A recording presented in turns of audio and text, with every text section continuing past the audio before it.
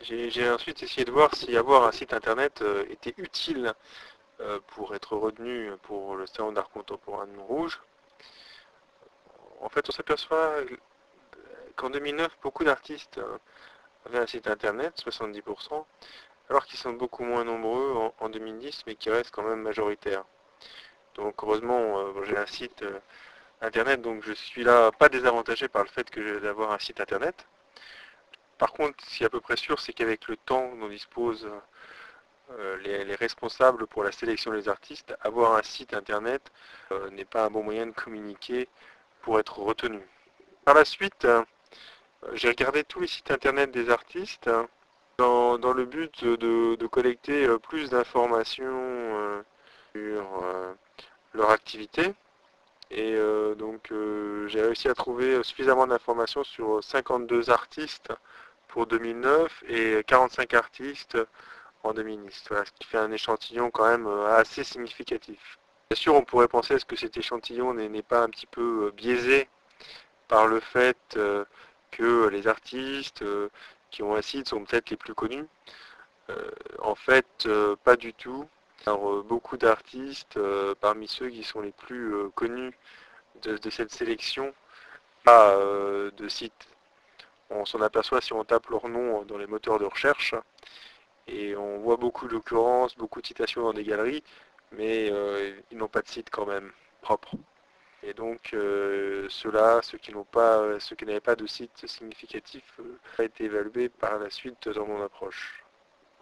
Ensuite, j'ai essayé d'évaluer encore dans un référentiel lucocentré l'intérêt des artistes, l'intérêt que je trouvais dans leur travail, sachant que le niveau 0 serait le niveau complètement nul et le niveau 100 ce serait peut-être du sophical. La première année, il y en a quand même un certain nombre que j'ai trouvé très bon.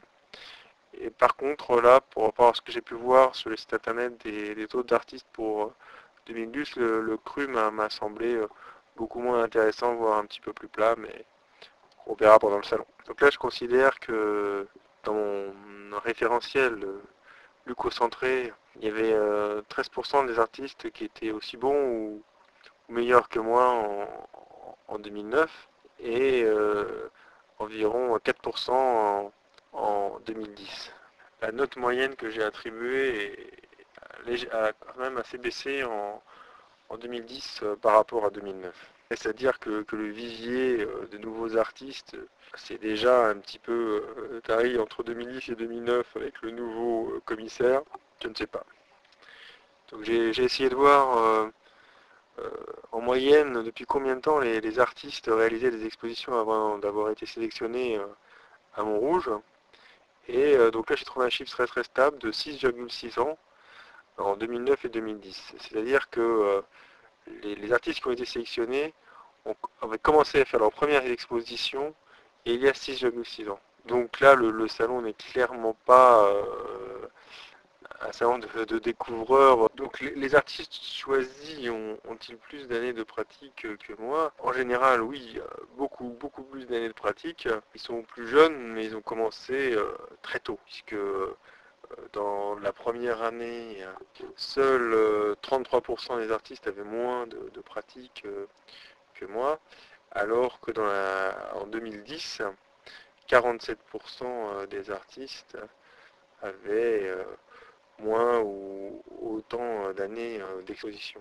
Donc là, on aboutit à un petit paradoxe du fait que bon, il faudrait avoir plus d'années de pratique pour pouvoir exposer. Fois, en ayant plus d'années de pratique, mon âge va aussi augmenter, ce qui est un désavantage comme on l'a vu précédemment. Un positionnement intéressant d'un salon d'art contemporain serait non pas de sélectionner des artistes en fonction de leur âge, prendre des jeunes, ça c'est assez facile, mais prendre des artistes qui ont commencé à pratiquer depuis assez peu d'années, quel que soit leur âge. Les artistes sélectionnés ont en grande majorité commencé à exposer très jeunes, environ entre 19 et 30 ans, avec un pic aux alentours de 23 ans, sachant que la moyenne est de 24 ans et demi.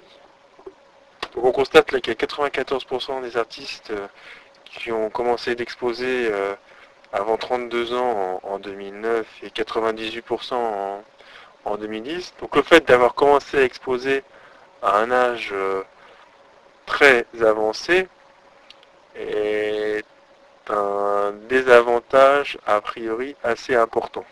Donc là j'ai un retard critique.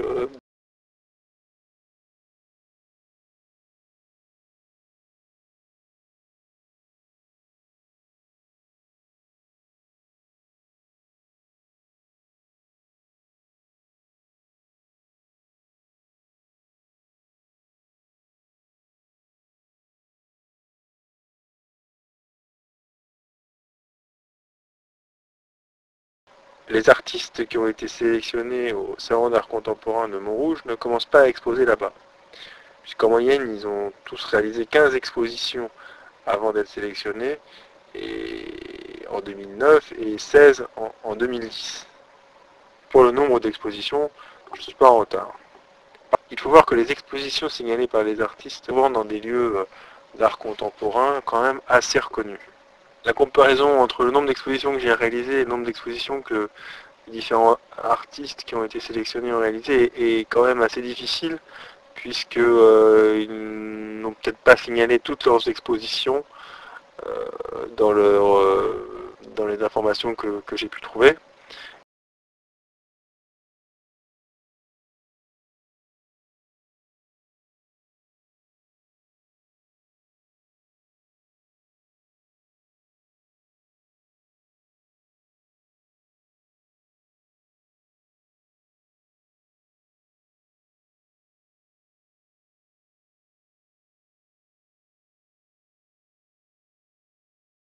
Si on regarde les expositions qui ont été réalisées en galerie par les artistes sélectionnés, ils ont en moyenne réalisé plus de 4 expositions en galerie avant d'avoir été sélectionnés en 2009 et 3 expositions en 2010, sachant que les galeries signalées sont parfois quand même d'un très bon niveau.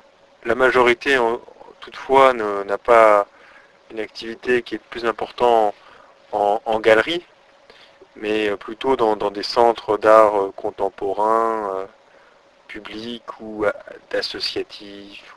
J'ai aussi essayé de voir si les artistes qui ont été sélectionnés avaient déjà été retenus pour le salon d'art contemporain de Montrouge, et là j'ai trouvé que la position de rupture par rapport aux artistes qui avaient été déjà sélectionnés avant 2009 a été assez bien remplie, puisque j'évalue à seulement 4% les artistes qui avaient déjà postulé au Salon d'art contemporain de Montrouge et qui ont été repris en 2009.